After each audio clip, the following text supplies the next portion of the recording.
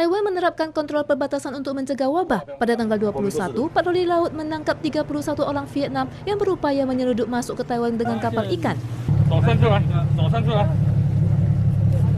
Gerak-gerik kapal yang mencurigakan membuat kapal patroli menghentikan kapal untuk razia. Di atas kapal terdapat 24 pria dan 7 wanita asal Vietnam. Petugas patroli melakukan tindak pencegahan ketat dengan mengenakan baju pelindung, masker, dan pelindung mata untuk desinfeksi kedua tangan para penyelundup dengan alkohol dan mengukur suhu tubuh. Pada saat yang sama, juga membagikan masker kepada setiap orang. 31 personil patroli laut melakukan interogasi di pantai dengan menggunakan partisi transparan sebagai pemisah. Jaksa penuntut juga mengadakan pengawasan jarak jauh dengan video. Di antaranya terdapat 2 ABK orang Taiwan yang ditahan karena melanggar undang-undang keimigrasian, sedangkan ke-31 warga Vietnam akan dikirim ke lokasi yang ditentukan untuk dikarantina selama 14 hari. Tindak pidana mereka akan diusut setelah habis masa karantina. Taiwan bertambah 26 kasus positif pada tanggal 23 Maret menjadi 195 orang, di antaranya 25 kasus dari luar negeri dan 1 kasus dari dalam negeri. Mari kita simak kasus positif seorang perawat panti jompo pada tanggal 22. Dia mengalami demam dan tidak berobat pada tanggal 12 Maret dan kemudian berobat pada tanggal 16 dan kembali mengadakan pemeriksaan pada tanggal 20 dan dinyatakan positif pada tanggal 22.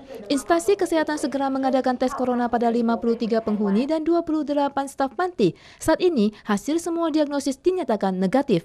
Untuk menghindari penyebaran pandemi melalui transportasi udara, Pusat Komando juga mengumumkan bahwa mulai 24 Maret hingga 7 April, semua penerbangan transit ke Taiwan akan dilarang untuk mengurangi perjalanan lintas batas dan menurunkan risiko penyebaran penyakit. Sedangkan di Eropa, jumlah kasus positif di Spanyol mendekati 30.000 orang. Domingo dari Spanyol yang berusia 79 tahun juga positif terinfeksi, tetapi kondisi kesehatan masih bagus dan diisolasi dari keluarganya. Salah satu dari 3 tenor utama dunia ini juga mengimbau masyarakat untuk rajin mencuci tangan dan tinggal di rumah.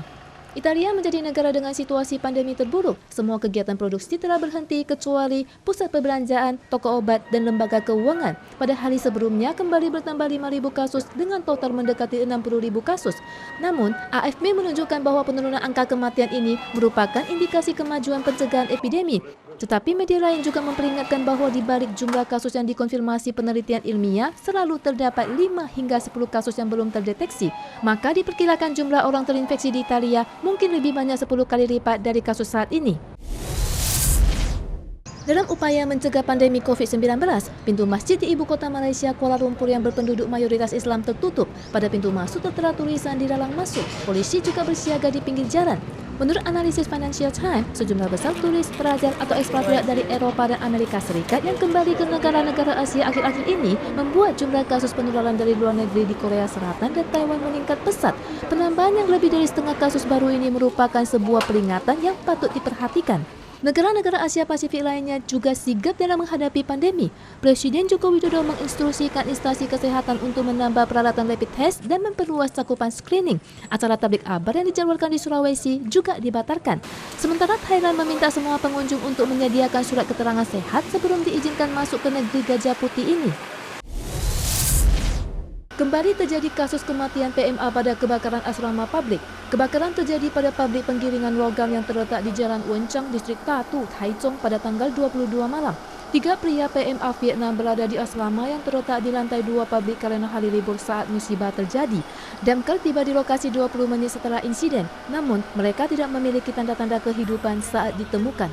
那目前这个在2楼有发现到3名的这个越南籍的移工那已经罹难了Biro Ketenagakerjaan Kota Taichung menyatakan bahwa ketiga pekerja Vietnam yang meninggal berstatus legal, yaitu Li yang berusia 24 tahun, Teng dan Nguyen yang berusia 25 tahun. Keluarga pekerja migran dapat menerima santunan kematian sesuai hukum ketenagakerjaan dan semua hak disamakan dengan santunan pekerja Taiwan. Telah diketahui bahwa asrama di lantai 2 dibangun dengan kayu yang mudah terbakar sehingga api menjalar dengan cepat. Jendela juga dipaku dengan teralis anti pencuri yang diduga menghambat PMA menyelamatkan diri. Penanggung jawab pabrik mengatakan bahwa ketiga PMA selalu merokok dalam asrama dan menggunakan pengisi daya ponsel. Namun, penyebab kebakaran masih akan diselidiki lebih lanjut dan pihak kepolisian juga akan memeriksa keabsahan asrama dalam rumah besi ini.